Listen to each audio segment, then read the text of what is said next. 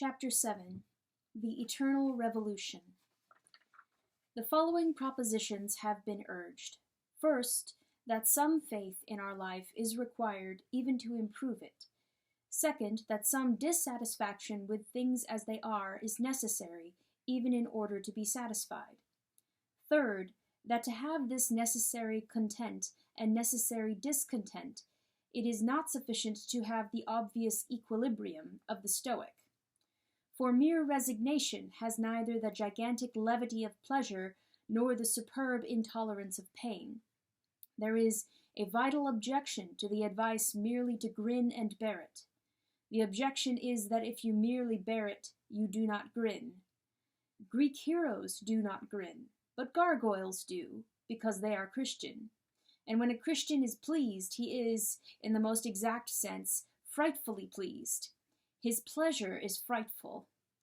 Christ prophesied the whole of Gothic architecture in that hour when nervous and respectable people, such as people now object to barrel organs, objected to the shouting of the gutter snipes of Jerusalem. He said, if these were silent, the very stones would cry out. Under the impulse of his spirit arose like a clamorous chorus the facades of the medieval cathedrals, thronged with shouting faces and open mouths. The prophecy has fulfilled itself. The very stones cry out. If these things be conceded, though only for argument, we may take up where we left it the thread of the thought of the natural man, called by the Scotch with regrettable familiarity, the old man. We can ask the next question so obviously in front of us. Some satisfaction is needed even to make things better. But what do we mean by making things better? Most modern talk on this matter is a mere argument in a circle, that circle which we have already made the symbol of madness and of mere rationalism. Evolution is only good if it produces good. Good is only good if it helps evolution. The elephant stands on the tortoise and the tortoise on the elephant. Obviously, it will not do to take our ideal from the principle in nature, for the simple reason that, except for some human or divine theory, there is no principle in nature. For instance, the cheap anti-democrat of today will tell you solemnly that there is no equality in nature. He is right, but he does not see the logical addendum. There is no equality in nature, also there is no inequality in nature. Inequality, as much as equality, implies a standard of value. To read aristocracy into the anarchy of animals is just as sentimental as to read democracy into it. Both aristocracy and democracy are human ideals, the one saying that all men are valuable, the other that some men are more valuable. But nature does not say that cats are more valuable than mice. Nature makes no remark on the subject. She does not even say that the cat is enviable or the mouse pitiable. We think the cat superior because we have, or most of us have, a particular philosophy to the effect that life is better than death. But if the mouse were a German pessimist mouse, he might not think that the cat had beaten him at all. He might think that he had beaten the cat by getting to the grave first, or he might feel that he had actually inflicted frightful punishment on the cat by keeping him alive. Just as a microbe might feel proud of spreading a pestilence, so the pessimistic mouse might exult to think that he was renewing in the cat the torture of conscious existence. It all depends on the philosophy of the mouse. You cannot even say that there is victory or superiority in nature unless you have some doctrine about what things are superior. You cannot even say that the cat scores unless there is a system of scoring. You cannot even say that the cat gets the best of it unless there is some best to be got. We cannot, then, get the ideal itself from nature, and as we follow here the first and natural speculation, we will leave out for the present the idea of getting it from God. We must have our own vision, but the attempts of most moderns to express it are highly vague. Some fall back simply on the clock. They talk as if mere passage through time brought some superiority, so that even a man of the first mental caliber carelessly uses the phrase that human morality is never up to date. How can anything be up to date? A date has no character. How can one say that Christmas celebrations are not suitable to the 25th of a month? What the writer meant, of course, was that the majority is behind his favorite minority, or in front of it. Other vague modern people have taken refuge in material metaphors. In fact, this is the chief mark of vague modern people. Not daring to define their doctrine of what is good, they use physical figures of speech without stint or shame, and what is worst of all, seem to think these cheap analogies are exquisitely spiritual and superior to the old morality. Thus they think it intellectual to talk about things being high. It is at least the reverse of intellectual. It is a mere phrase from a steeple or a weathercock. Tommy was a good boy is a pure philosophical statement worthy of Plato or Aquinas. Tommy lived a higher life is a gross metaphor from a 10-foot rule.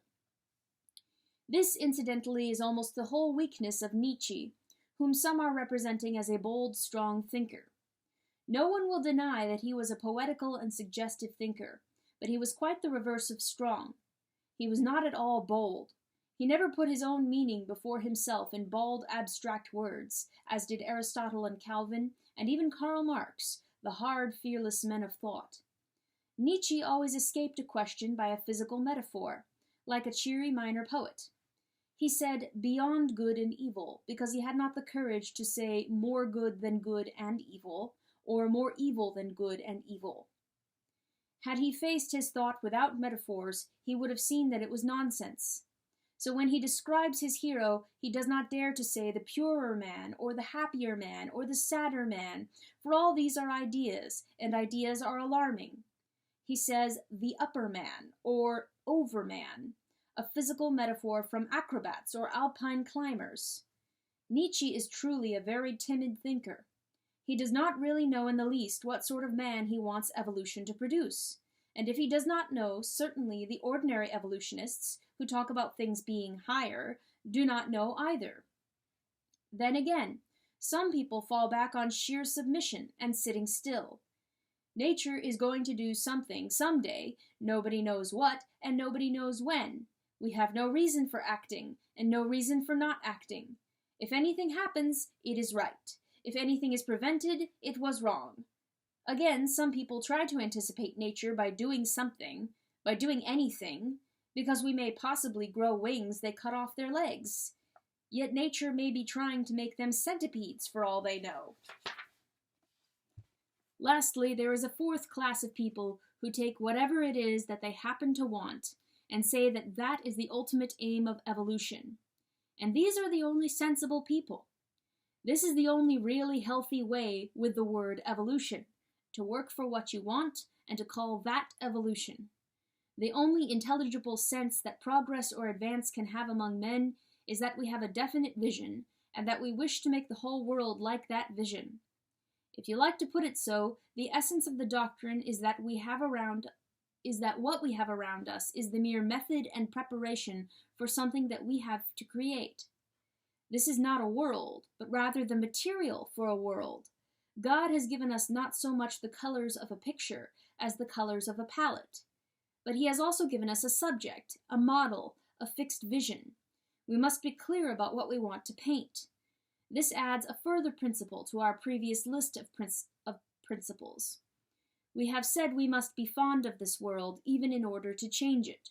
We now add that we must be fond of another world, real or imaginary, in order to have something to change it to. We need not debate about the mere words evolution or progress. Personally, I prefer to call it reform. For reform implies form. It implies that we are trying to shape the world in a particular image, to make it something that we already see in our minds. Evolution is a metaphor from mere automatic unrolling. Progress is a metaphor from merely walking along a road, very likely the wrong road. But reform is a metaphor for reasonable and determined men.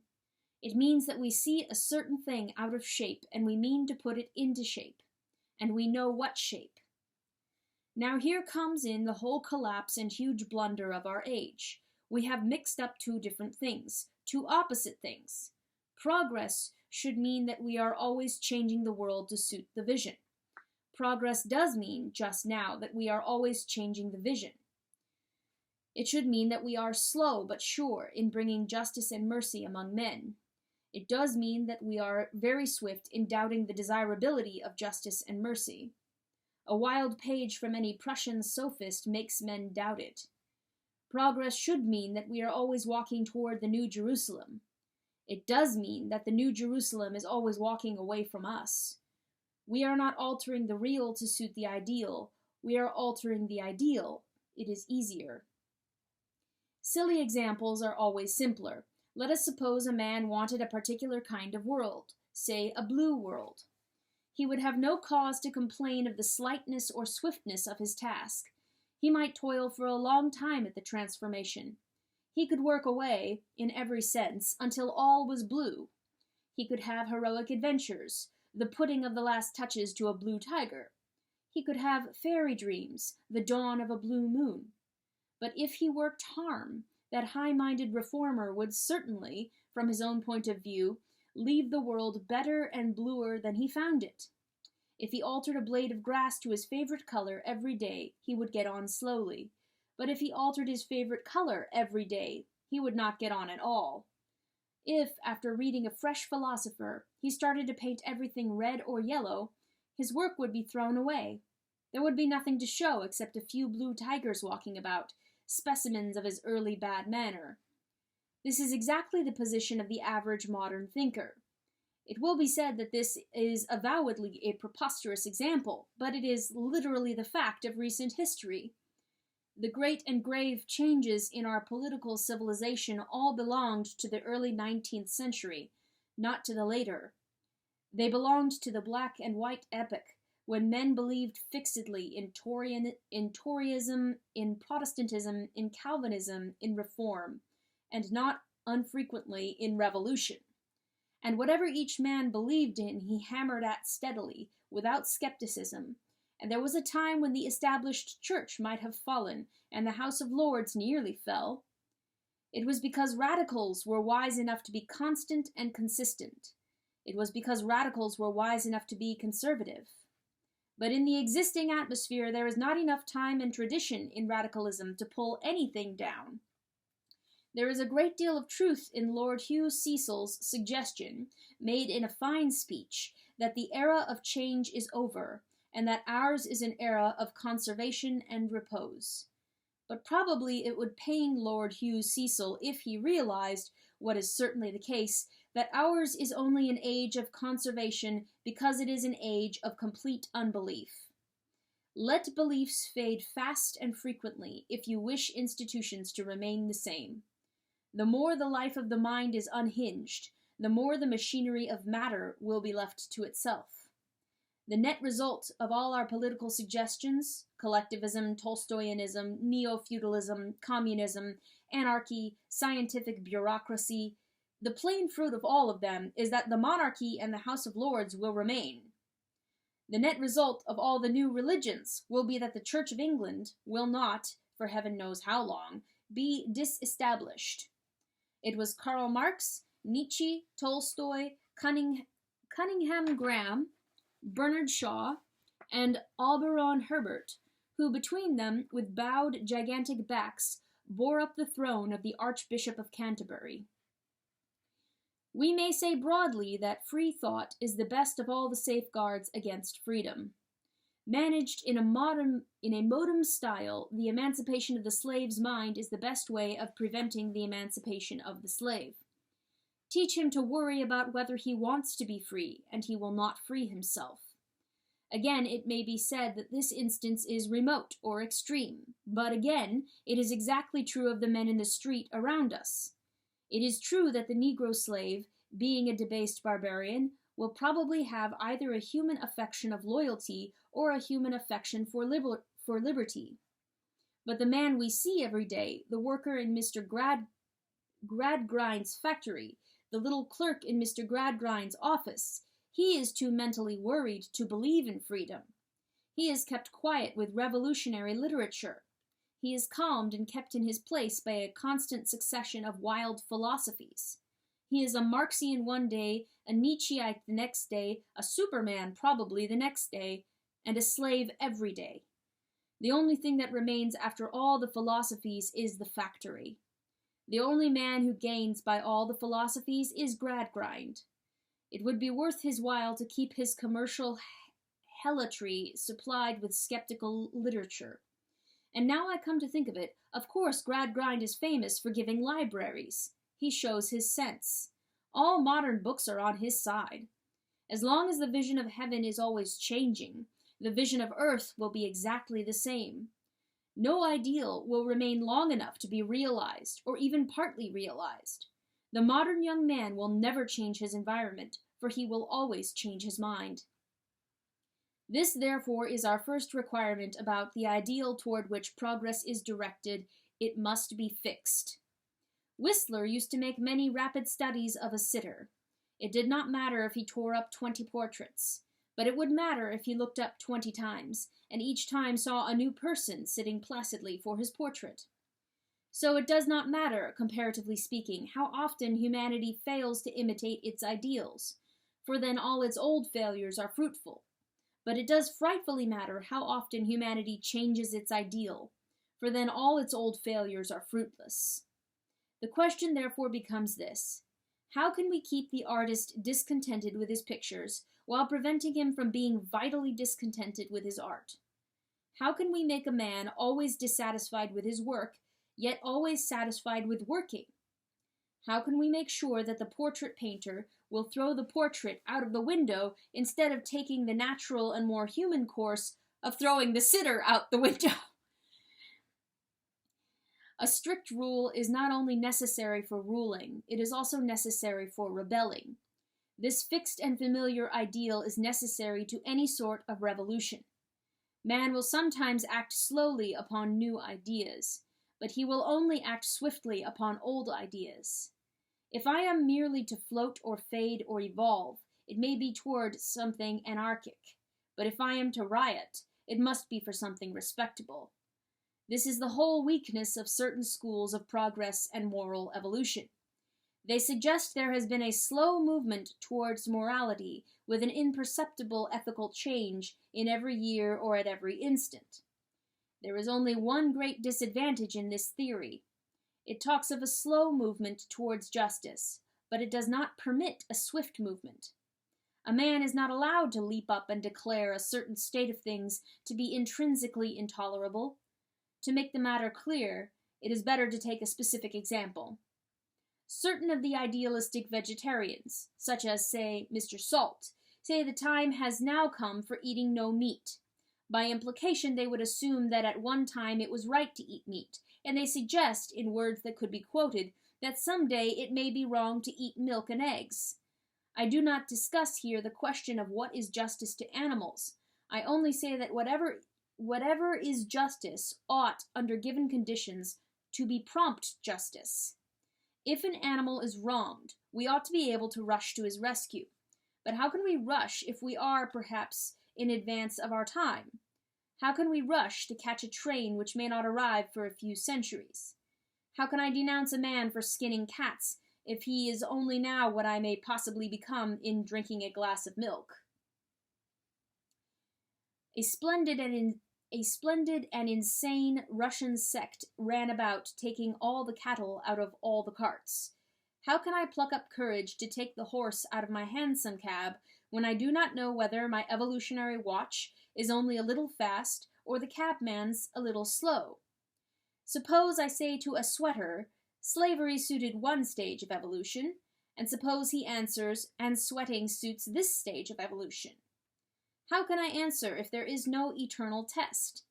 If sweaters can be behind the current morality, why should not philanthropists be in front of it? What on earth is the current morality, except in its literal sense, the morality that is always running away? Thus we may say that a permanent ideal is as necessary to the innovator as to the conservative. It is necessary whether we wish the king's orders to be promptly executed, or whether we only wish the king to be promptly executed. The guillotine has many sins, but to do it justice, there is nothing evolutionary about it. The favorite evolutionary argument finds its best answer in the axe. The evolutionist says, where do you draw the line? The evolutionist says, where do you draw the line? The revolutionist answers, I draw it here, exactly between your head and your body. There must be, at any given moment, an abstract right and wrong if any blow is to be struck. There must be something eternal if there is to be anything sudden. Therefore, for all intelligible human purposes, for altering things or for keeping things as they are, for founding a system forever, as in China, or for altering it every month, as in the early French Revolution, it is equally necessary that the vision should be a fixed vision. This is our first requirement. When I had written this down, I felt once again the presence of something else in the discussion, as a man hears a church bell above the sound of the street. Something seemed to be saying, my ideal at least is fixed, for it was fixed before the foundations of the world.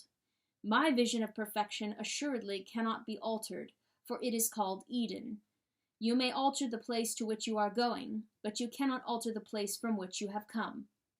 To the Orthodox, there must always be a case for revolution. For in the hearts of men, God has been put under the feet of Satan. In the upper world, hell once rebelled against heaven, but in this world, heaven is rebelling against hell.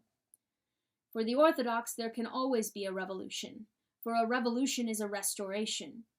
At any instant you may strike a blow for the perfection which no man has seen since Adam.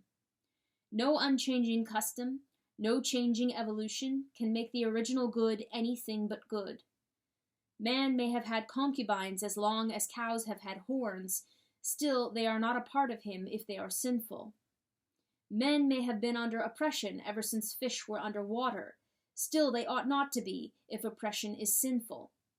The chain may seem as natural to the slave, or the paint to the harlot, as does the plume to the bird, or the burrow to the fox, still they are not, if they are sinful. I lift my prehistoric legend to defy all your history. Your vision is not merely a fixture, it is a fact. I paused to note the new coincidence of Christianity, but I passed on. I passed on to the next necessity of any ideal of progress. Some people, as we have said, seem to believe in an automatic and impersonal progress in the nature of things. But it is clear that no political activity can be encouraged by saying that progress is natural and inevitable. That is not a reason for being active, but rather a reason for being lazy. If we are bound to improve, we need not trouble to improve. The pure doctrine of progress is the best of all reasons for not being a progressive. But it is to none of these obvious comments that I wish primarily to call attention. The only arresting point is this, that if we suppose improvement to be natural, it must be fairly simple. The world might conceivably be working towards one consummation, but hardly towards any particular arrangement of many qualities. To take our original simile, nature by herself may be growing more blue. That is, a process so simple that it might be impersonal. But nature cannot be making a careful picture made of many picked colors unless nature is personal. If the end of the world were mere darkness or mere light, it might come as slowly and inevitably as dusk or dawn. But if the end of the world is to be a piece of elaborate and artistic chiaroscuro, then there must be design in it, either human or divine.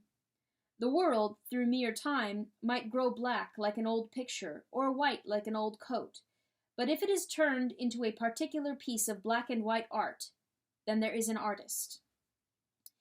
If the distinction be not evident, I give an ordinary instance. We constantly hear a particularly cosmic creed from the modern humanitarians. I use the word humanitarian in the ordinary sense, as meaning one who upholds the claims of all creatures against those of humanity. They suggest that through the ages we have been growing more and more humane. That is to say, that one after another, groups or sections of beings, slaves, children, women, cows, or what not, have been gradually admitted to mercy or to justice. They say that we once thought it right to eat men. We didn't. But I am not here concerned with their history, which is highly unhistorical. As a fact, anthropophagy is certainly a decadent thing, not a primitive one. It is much more likely that modern men will eat human flesh out of affectation than the primitive man ever ate it out of ignorance. I am here only following the outlines of their argument, which consists in maintaining that man has been progressively more lenient, first to citizens, then to slaves, then to animals, and then, presumably, to plants. I think it wrong to sit on a man. Soon I shall think it wrong to sit on a horse. Eventually, I suppose, I shall think it wrong to sit on a chair. That is the drive of the argument. And for this argument it can be said that it is possible to talk of it in terms of evolution, or inevitable progress. A perpetual tendency to touch fewer and fewer things might, one feels, be a mere brute unconscious tendency, like that of a species to produce fewer and fewer children. This drift may be really evolutionary, because it is stupid.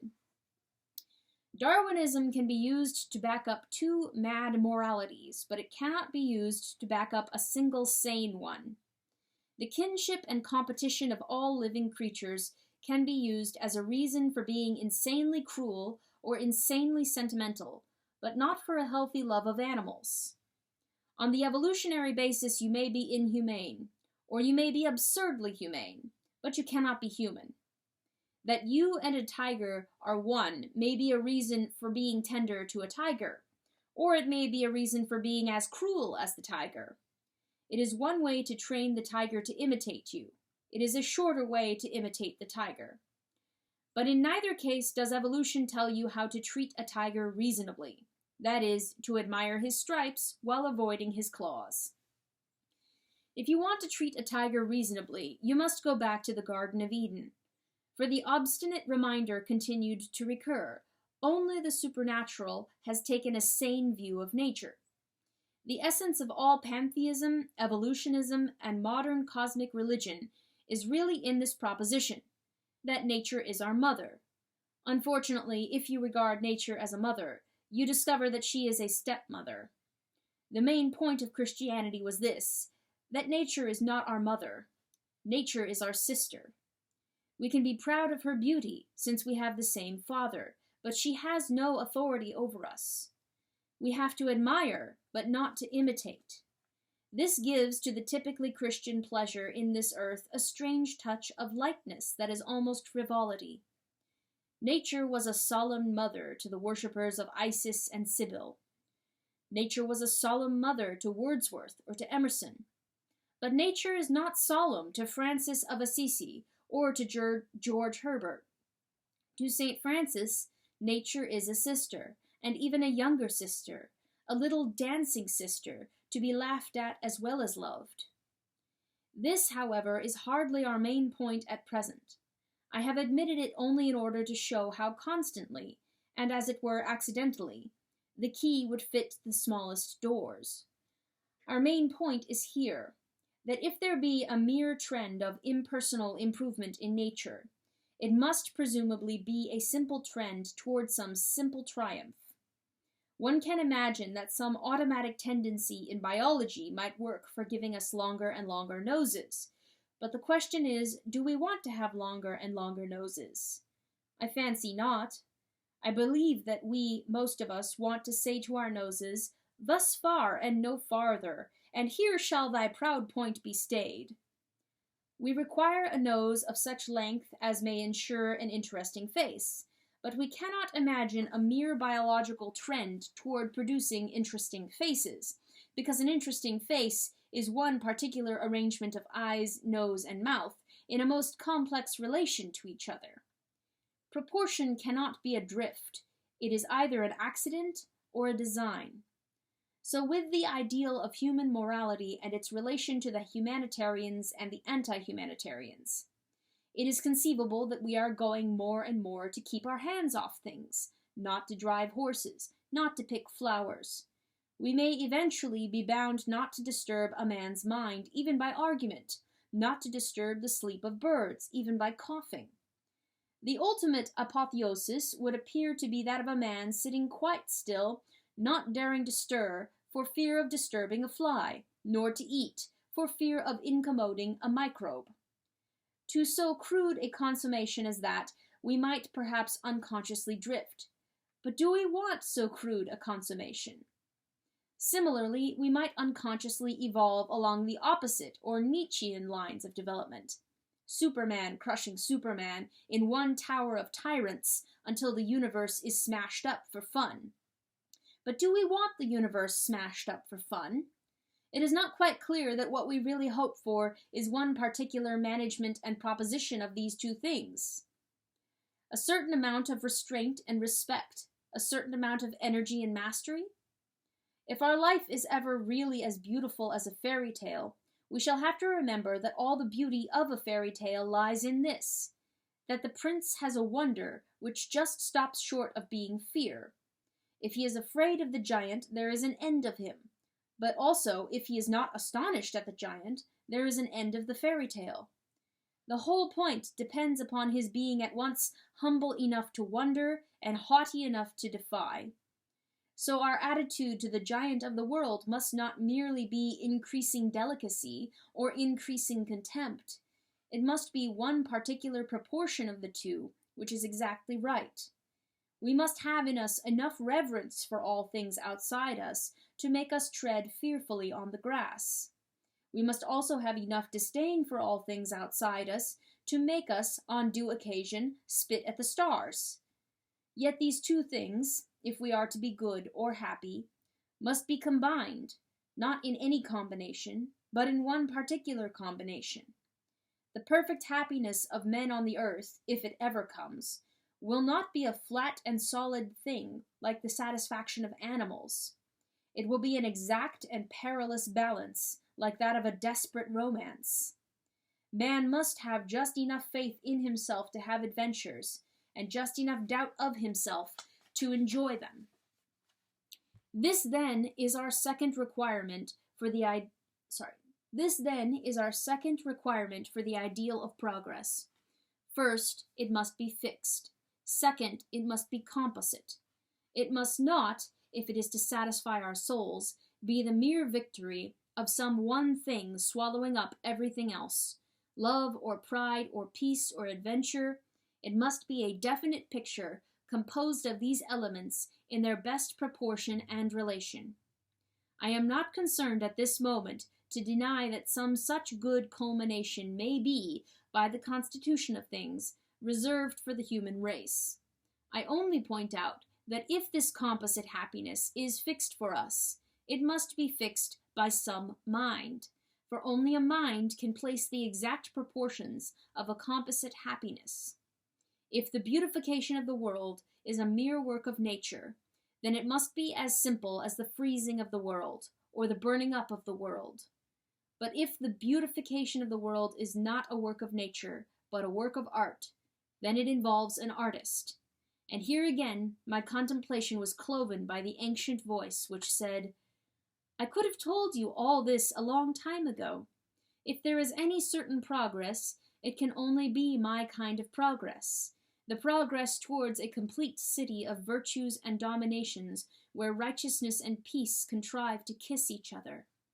An impersonal force might be leading you to a wilderness of perfect flatness or a peak of perfect height, but only a personal God can possibly be leading you, if indeed you are being led, to a city with just streets and architectural proportions, a city in which each of you can contribute exactly the right amount of your own color to the many-colored coat of Joseph." Twice again, therefore, Christianity had come in with the exact answer that I required. I had said, the ideal must be fixed, and the Church had answered, mine is literally fixed, for it existed before anything else. I said, secondly, it must be artistically combined, like a picture, and the Church answered, mine is quite literally a picture, for I know who painted it. And then I went on to the third thing, which, as it seemed to me, was needed for an utopia or goal of progress. And of all the three things it is infinitely the hardest to express. Perhaps it might be put thus, that we need watchfulness even in utopia, lest we fall from utopia as we fell from Eden. We have remarked that one reason offered for being a progressive is that things naturally tend to grow better. But the only real reason for being a progressive is that things naturally tend to grow worse. The corruption in things is not only the best argument for being progressive, it is also the only argument against being conservative. The conservative theory would be really quite sweeping and unanswerable if it were not for this one fact. But all conservatism is based upon the idea that if you leave things alone, you leave them as they are. But you do not. If you leave a thing alone, you leave it to a torrent of change. If you leave a white post alone, it will soon be a black post. If you particularly want it to be white, you must always be painting it again. That is, you must be always having a revolution. Briefly, if you want the old white post, you must have a new white post. But this, which is true even of inanimate things, is in a quite special and terrible sense true of all human things. An almost unnatural vigilance is really required of the citizen because of the horrible rapidity with which human institutions grow old. It is the custom in passing romance and journalism to talk of men suffering under old tyrannies. But as a fact, men have almost always suffered under new tyrannies, under tyrannies that had been public liberties hardly 20 years before. Thus, England went mad with joy over the patriotic monarchy of Elizabeth, and then, almost immediately afterwards, went mad with rage in the trap of the tyranny of Charles I.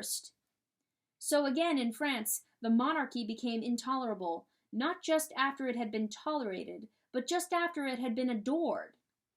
The son of Louis the Well-Beloved was Louis the Guillotined. So in the same way, in England in the 19th century, the radical manufacturer was entirely trusted as a mere tribune of the people, until suddenly we heard the cry of the socialist that he was a tyrant eating the people like bread. So again, we have almost up to the last instant trusted the newspapers as organs of public opinion. Just recently, some of us have seen, not slowly but with a start, that they are obviously nothing of the kind. They are, by the nature of the case, the hobbies of a few rich men. We have not any need to rebel against antiquity. We have to rebel against novelty. It is the new rulers, the capitalist or the editor, who really hold up the modern world. There is no fear that a modern king will attempt to override the Constitution. It is more likely that he will ignore the Constitution and work behind its back. He will take no advantage of his kingly power. It is more likely that he will take advantage of his kingly powerlessness, of the fact that he is free from criticism and publicity. For the king is the most private person of our time. It will not be necessary for any one to fight against the proposal of a censorship of the press. We do not need a censorship of the press. We have a censorship by the press. This startling swiftness with which popular systems turn oppressive is the third factor for which we shall ask our perfect theory of progress to allow. It must always be on the lookout for every privilege being abused, for every working right becoming a wrong. In this matter, I am entirely on the side of the revolutionists. They are really right to be always suspecting human institutions. They are right not to put their trust in princes, nor in any child of man. The chieftain chosen to be the friend of the people becomes the enemy of the people. The newspaper, startled to tell the truth, now exists to prevent the truth being told. Here, I say, I felt that I was really at last on the side of the revolutionary. And then I caught my breath again, for I remembered that I was, once again, on the side of the Orthodox. Christianity spoke again, and said, I have always maintained that men were naturally backsliders, that human virtue tended of its own nature to rust or rot. I have always said that human beings, as such, go wrong, especially happy human beings, especially proud and prosperous human beings. This eternal revolution, this suspicion sustained through centuries, you, being a vague modern, call the doctrine of progress. If you were a philosopher, you would call it, as I do, the doctrine of original sin. You may call it the cosmic advance as much as you like. I call it what it is, the fall. I have spoken of orthodoxy coming in like a sword. Here, I confess, it came in like a battle-axe. For really, when I came to think of it, Christianity is the only thing left that has any real right to question the power of the well-nurtured or the well-bred. I have listened often enough to socialists, or even to Democrats, saying that the physical conditions of the poor must of necessity make them mentally and morally degraded. I have listened to scientific men, and there are still scientific men not opposed to democracy, saying that if we give the poor healthier conditions, vice and wrong will disappear. I have listened to them with a horrible attention, with a hideous fascination, for it was like watching a man energetically sawing from the tree the branch he is sitting on. If these happy Democrats could prove their case, they would strike democracy dead. If the poor are thus utterly demoralized, it may or may not be practical to raise them, but it is certainly quite practical to disfranchise them. If the man with a bad bedroom cannot give a good vote, then the first and swiftest deduction is that he shall give no vote. The governing class may not unreasonably say, "It may take us some time to reform his bedroom, but if he is the brute you say, it will take him very little time to ruin our country. Therefore we will take your hint and not give him the chance." It fills me with horrible amusement to observe the way in which the earnest socialist industriously lays the foundation of all aristocracy, expatiating blandly upon the evident unfitness of the poor to rule. It is like listening to somebody at an evening party, apologizing for entering without evening dress, and explaining that he had recently been intoxicated, had a personal habit of taking off his clothes in the street, and had, moreover, only just changed from prison uniform. At any moment, one feels, the host might say that really, if it was as bad as all that, he need not come in at all. So it is when the ordinary socialist, with a beaming face, proves that the poor, after their smashing experiences, cannot be really trustworthy. At any moment the rich may say, "Very well then, we won't trust them," and bang the door in his face. On the basis of Mr. Blatchford's view of heredity and environment, the case for the aristocracy is quite overwhelming. If clean homes and clean air make clean souls, why not give the power, for the present at any rate, to those who undoubtedly have the clean air? If better conditions will make the poor more fit to govern themselves, why should not better conditions already make the rich more fit to govern them? On the ordinary environment argument, the matter is fairly manifest. The comfortable class must be merely our vanguard in utopia. Is there any answer to the proposition that those who have had the best opportunities will probably be our best guides?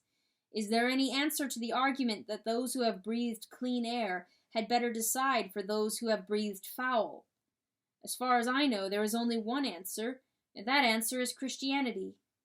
Only the Christian Church can offer any rational objection to a complete confidence in the rich, for she has maintained from the beginning that the danger was not in man's environment, but in man. Further, she has maintained that if we come to talk of a dangerous environment, the most dangerous environment of all is the commodious environment. I know that the most modern manufacture has been really occupied in trying to produce an abnormally large needle. I know that the most recent biologists have been chiefly anxious to discover a very small camel. But if we diminish the camel to his smallest, or open the eye of the needle to its largest, in short, if we assume the words of Christ to have meant the very least that they could mean, his words must at the very least mean this, that rich men are not very likely to be morally trustworthy. Christianity, even when watered down, is hot enough to boil all modern society to rags. The mere minimum of the Church would be a deadly ultimatum to the world. For the whole modern world is absolutely based on the assumption, not that the rich are necessary, which is tenable, but that the rich are trustworthy, which for a Christian is not tenable. You will hear everlastingly in all discussions about newspapers, companies, aristocracies, or party politics, this argument that the rich man cannot be bribed. The fact is, of course, that the rich man is bribed. He has been bribed already. That is why he is a rich man. The whole case for Christianity is that a man who is dependent upon the luxuries of this life is a corrupt man. Spiritually corrupt, politically corrupt, financially corrupt. There is one thing that Christ and all Christian saints have said with a sort of savage monotony. They have said simply that to be rich is to be in peculiar danger of moral wreck. It is not demonstrably unchristian to kill the rich as violators of definable justice. It is not demonstrably unchristian to crown the rich as convenient rulers of society. It is not certainly unchristian to rebel against the rich or to submit to the rich, but it is quite certainly unchristian to trust the rich, to regard the rich as more morally safe than the poor. A Christian may consistently say, "I respect that man's rank, though he takes bribes." But a Christian cannot say, as all modern men are saying at lunch and breakfast, "A man of that rank would not take bribes." For it is a part of the Christian dogma that any man in any rank may take bribes. It is a part of Christian dogma. It also happens, by a curious coincidence, that it is a part of obvious human history. When people say that a man in that position would be incorruptible, there is no need to bring Christianity into the discussion. Was Lord Bacon a bootblack? Was the Duke of Marlborough a crossing sweeper? In the best utopia, I must be prepared for the moral fall of any man in any position at any moment, especially for my fall from my position at this moment.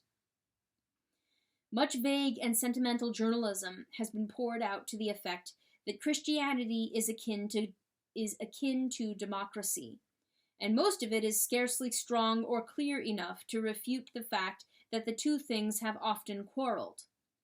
The real ground upon which Christianity and democracy are one is very much deeper.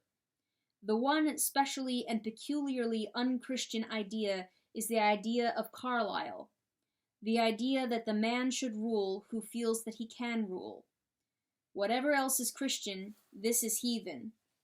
If our faith comments on government at all, its comment must be this, that the man should rule who does not think that he can rule. Carlyle's hero may say, "I will be king," but the Christian saint must say, "Nolo episcopari." If the great paradox of Christianity means anything, it means this, that we must take the crown in our hands and go hunting in dry places and dark corners of the earth until we find the one man who feels himself unfit to wear it. Carlyle was quite wrong.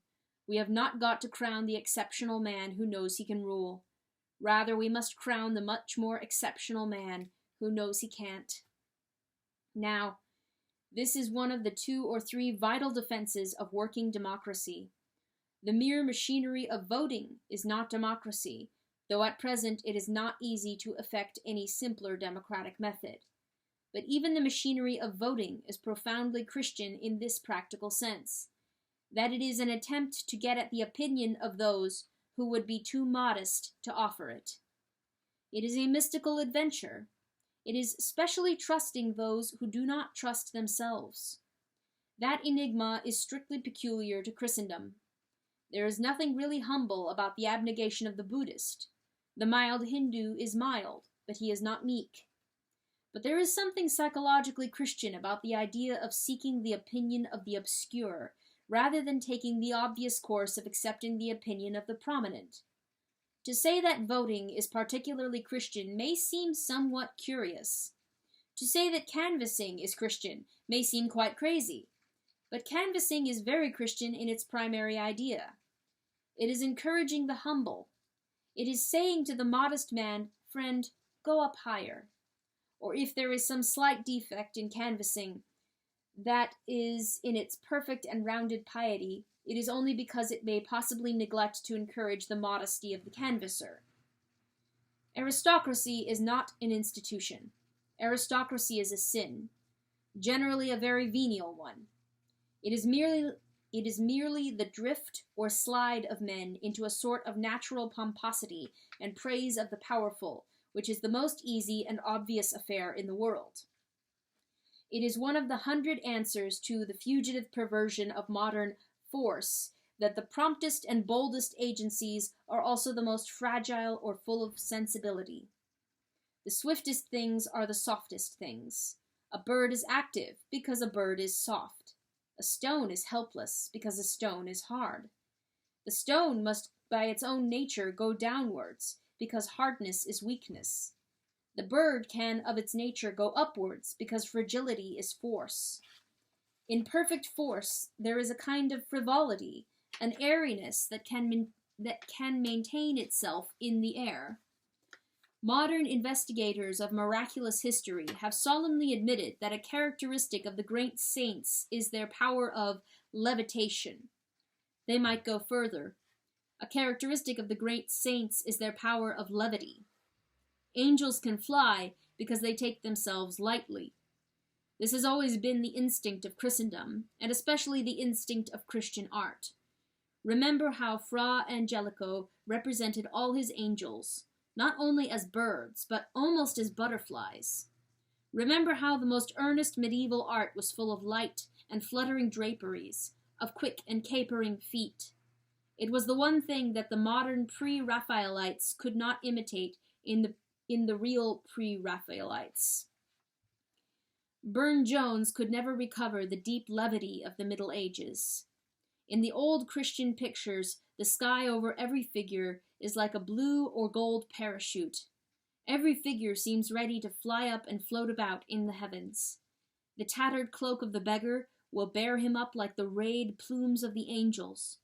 But the kings in their heavy gold, and the proud in their robes of purple, will all of their nature sink downwards. For pride cannot rise to levity or levitation. Pride is the downward drag of all things into an easy solemnity. One settles down into a sort of selfish seriousness, but one has to rise to a gay self-forgetfulness. A man falls into a brown study. He reaches up at a blue sky. Seriousness is not a virtue. It would be a heresy, but a much more sensible heresy to say that seriousness is a vice. It is really a natural trend or lapse into taking oneself gravely because it is the easiest thing to do. It is much easier to write a good Times leading article than a good joke in Punch. For solemnity flows out of men naturally, but laughter is a leap. It is easy to be heavy, hard to be light. Satan fell by the force of gravity.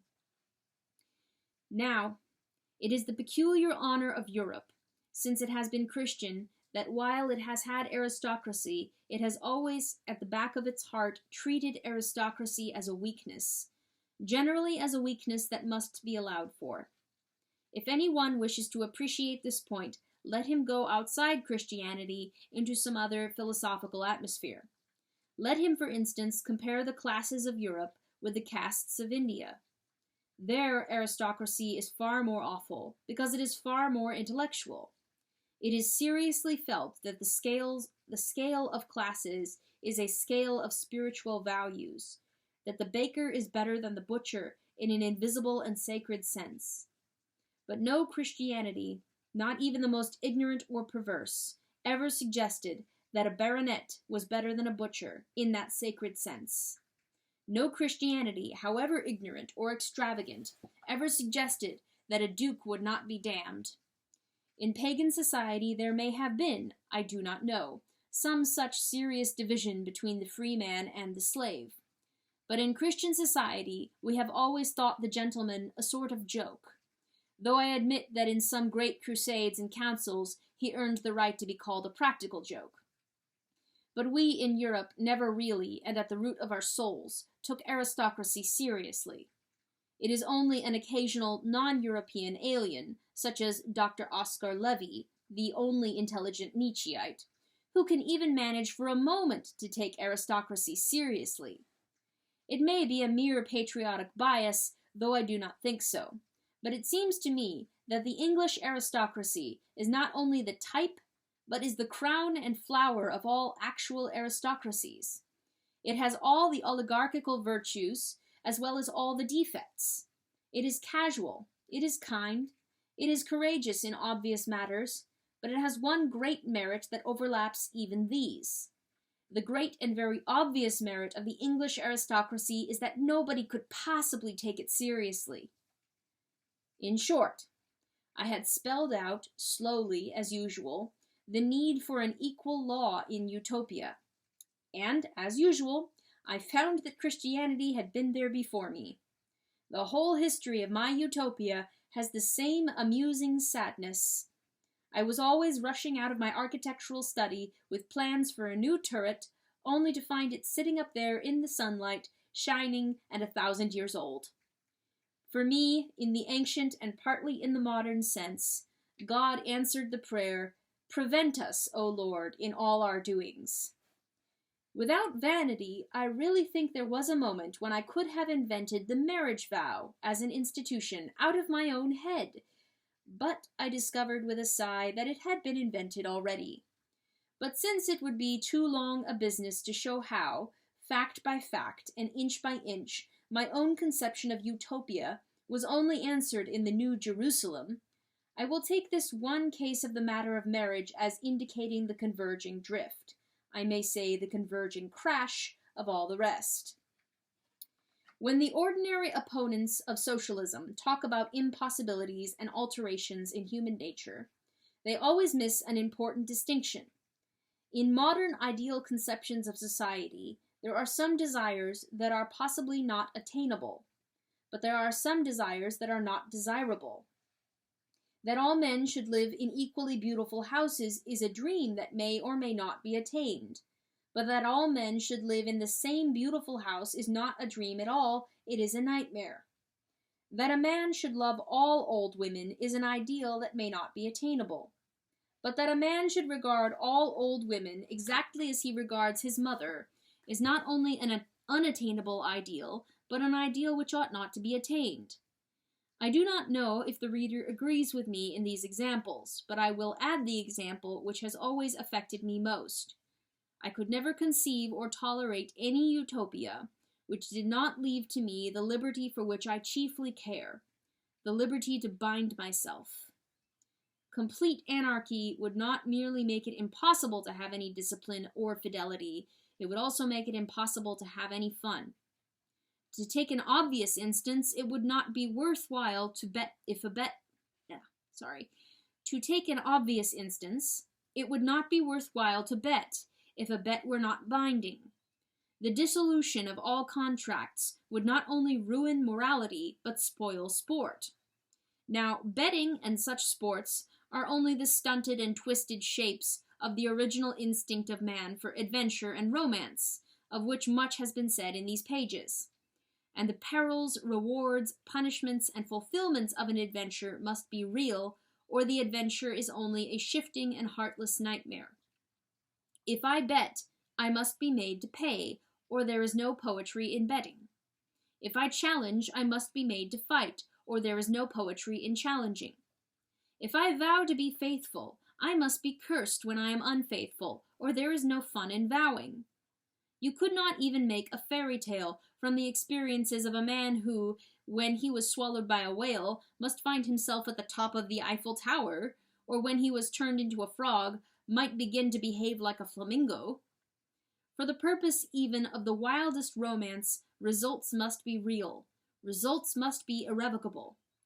Christian marriage is the great example of a real and irrevocable result, and that is why it is the chief subject and center of all our romantic writings. And this is my last instance of the things that I should ask, and ask imperatively, of any social paradise. I should ask to be kept to my bargain, to have my oaths and engagements taken seriously. I should ask Utopia to avenge my honor upon myself. All my modern utopian friends look at each other rather doubtfully, for their ultimate hope is the dissolution of all special ties. But again I seem to hear, like a kind of echo, an answer from beyond the world. You will have real obligations, and therefore real adventures, when you get to my Utopia. But the hardest obligation and the steepest adventure is to get there.